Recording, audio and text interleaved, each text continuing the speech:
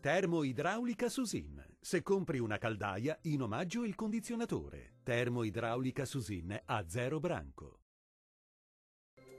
Situazione del tutto invariata rispetto ai giorni scorsi, ma non abituiamoci troppo a queste giornate così belle perché nel corso del fine settimana è previsto l'arrivo di qualche precipitazione e il clima non sarà più così mite.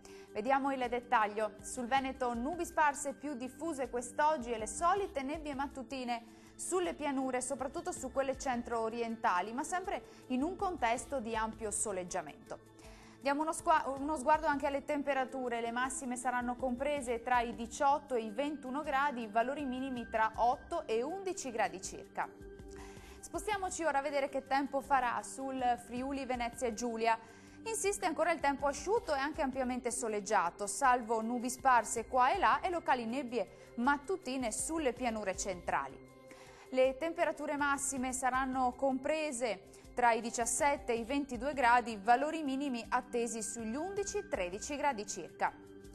Raggiungiamo infine il Trentino Alto Adige, sole splendente e bel tempo soleggiato ovunque con assenza assoluta di nubi. Vediamo le temperature, le massime saranno attese tra i 23 e i 26 gradi, minime sugli 8-9 gradi circa. Il mare sarà da calmo a quasi calmo sulle coste, poco mosso al largo, i venti deboli da sud-est sulle zone costiere e moderati al largo. Dal meteo di Antenna 3 per ora è tutto, grazie per l'attenzione, arrivederci.